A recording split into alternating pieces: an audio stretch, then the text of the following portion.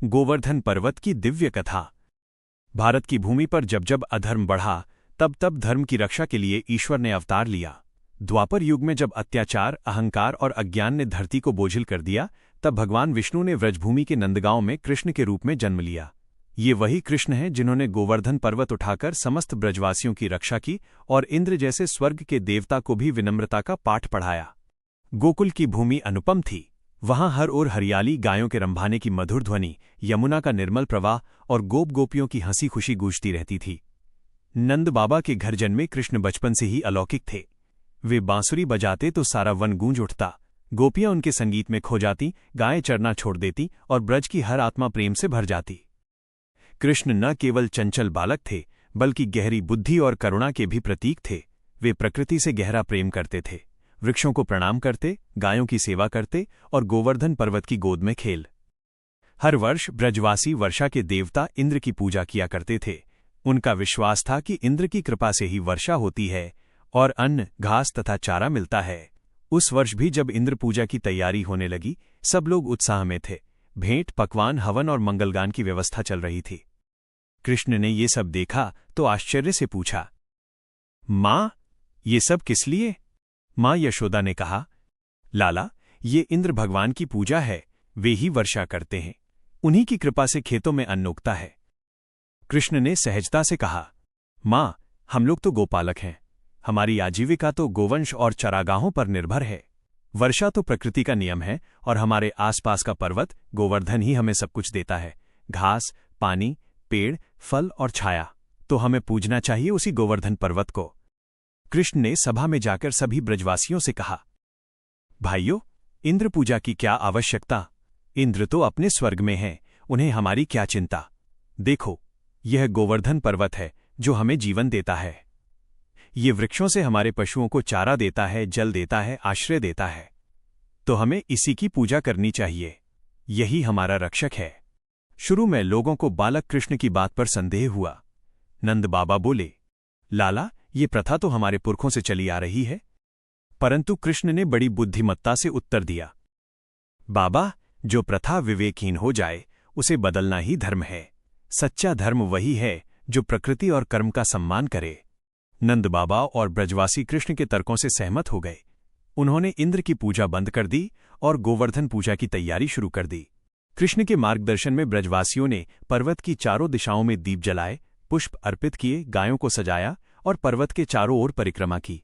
सबने पर्वत को अन्न, फल, दही, दूध, मक्खन और मिठाइयां अर्पित की। गोप गोपियां जय गोवर्धन के नारे लगाते हुए नाचने गाने लगे। कृष्ण ने स्वयं भी पर्वत की पूजा की और कहा, देखो, गोवर्धन प्रसन्न हो गया है। कहा जाता है कि तभी पर्वत ने एक दिव्य रूप धारण किया और बोला, हे कृष्ण, तुम्हारे रूप में स्वयं साक्षात ईश्वर मेरे सामने खड़े हैं। मैं धन्य हूं कि आज तुमने मुझे पूज्य बनाया। सारा ब्रज आनंद से।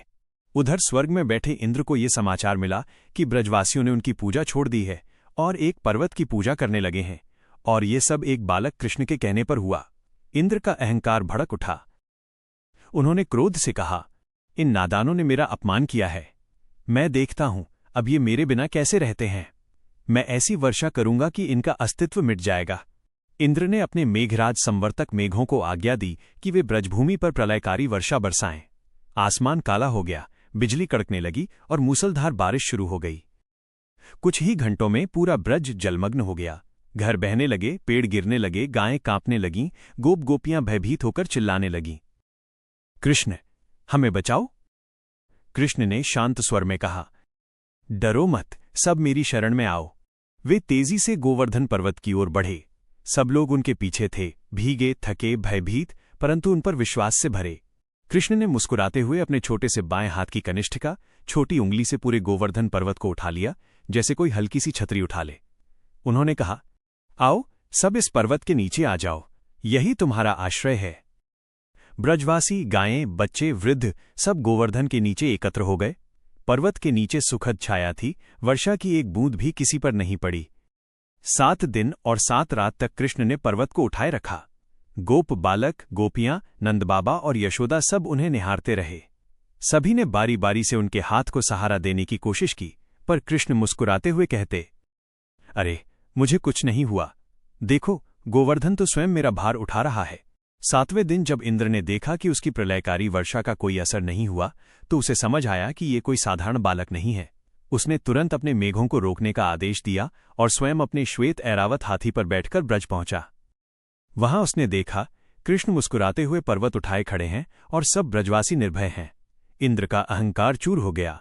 वह पर्वत के सामने आकर नतमस्तक हुआ और बोला, हे भगवान, मैं अज्ञानी था, अपने अहंकार में तुम्हारे भक्तों को कष्ट पहुंचाया, मुझे क्षमा करें।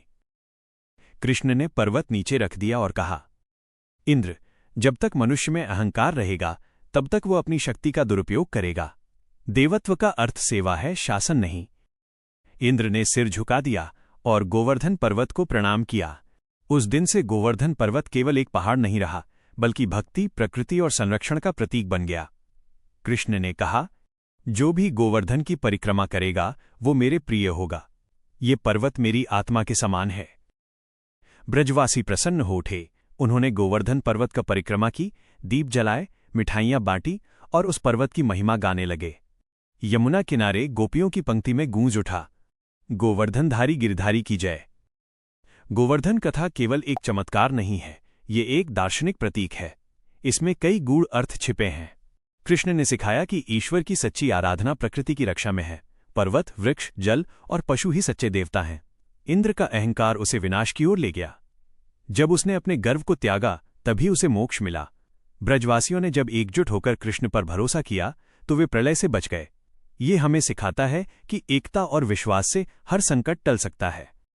कृष्ण का पर्वत उठाना केवल शक्ति का प्रदर्शन नहीं था, वो प्रेम और सेवा का प्रतीक था।